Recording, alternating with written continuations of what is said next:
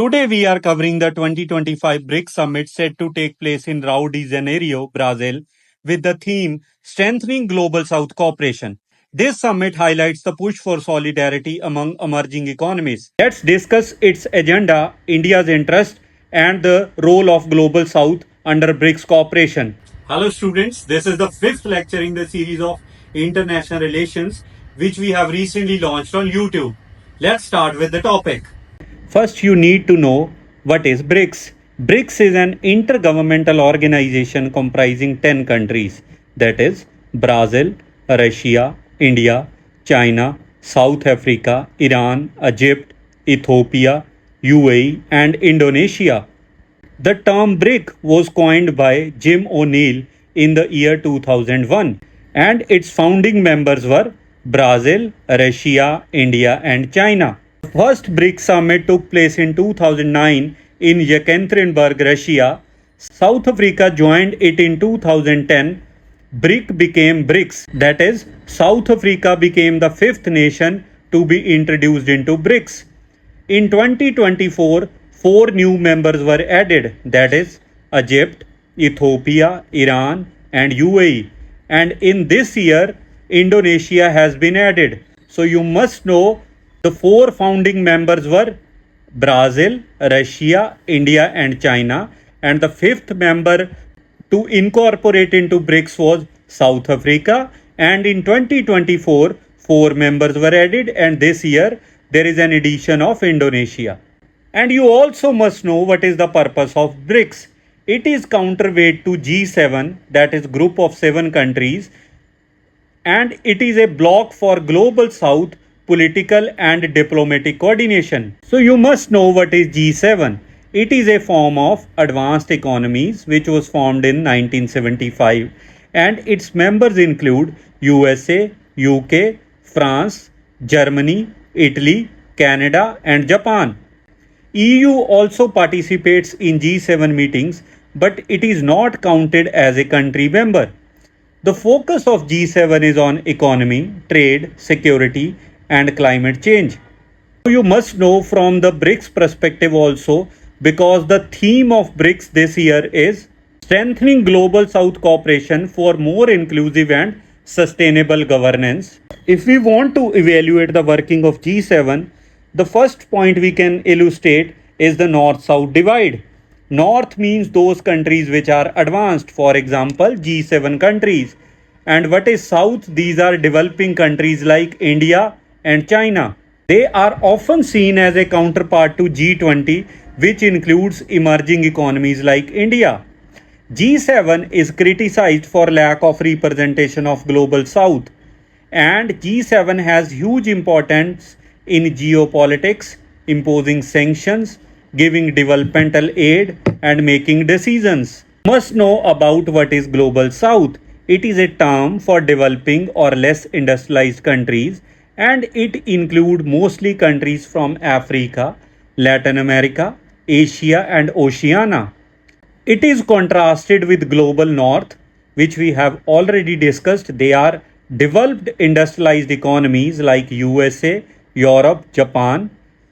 Global South is not strictly geographical term. It's an economic and political classification.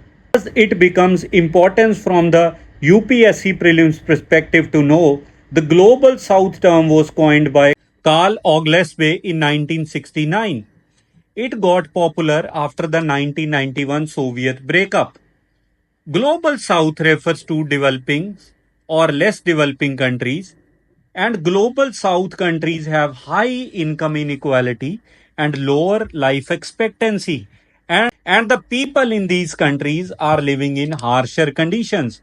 So it is more of a geopolitical than geographical concept. It highlights shared political, geopolitical, and economic traits.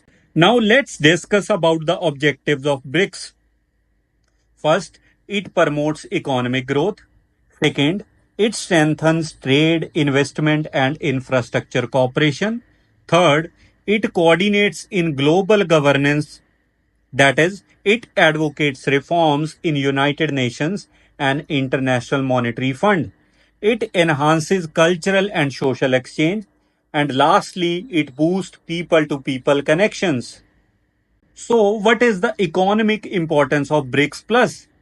BRICS Plus represents 55% of the global population, accounts for 40% of global GDP at the triple P, that is, purchasing power parity exceeding G7 countries.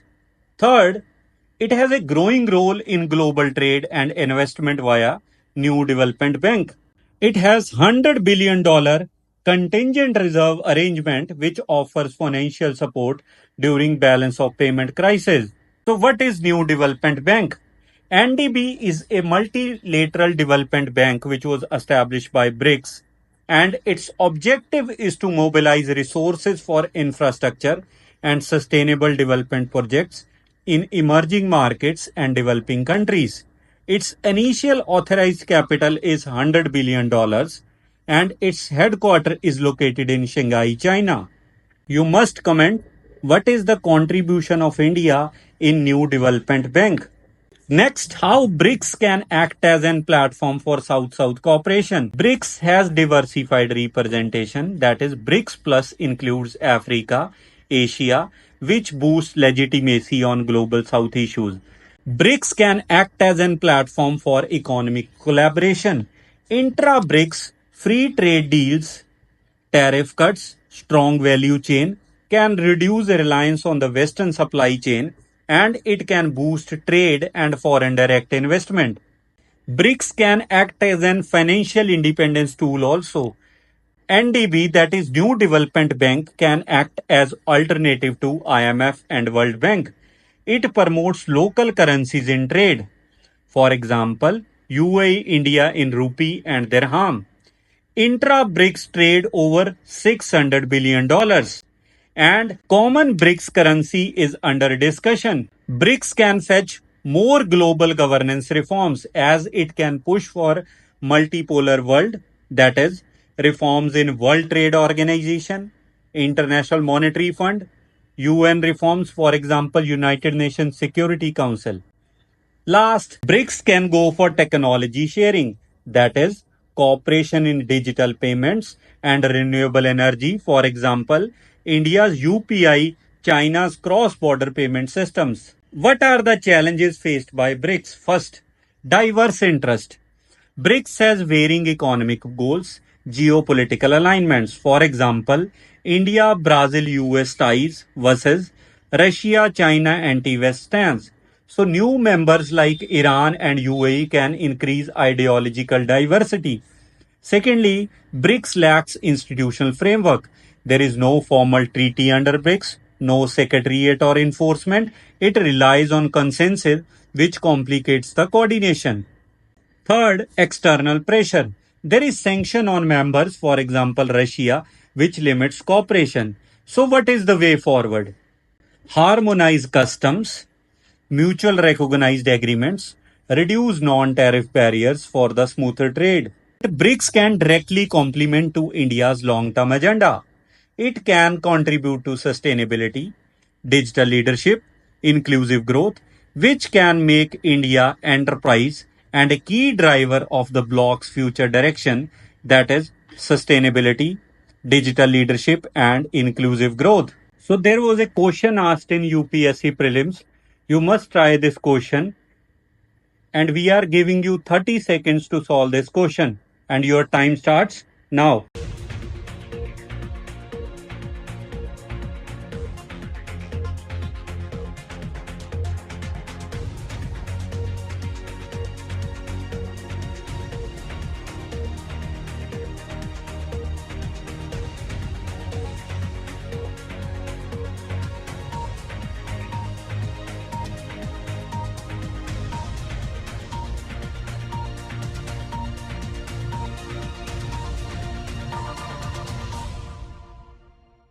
Mention your answer in the comment box.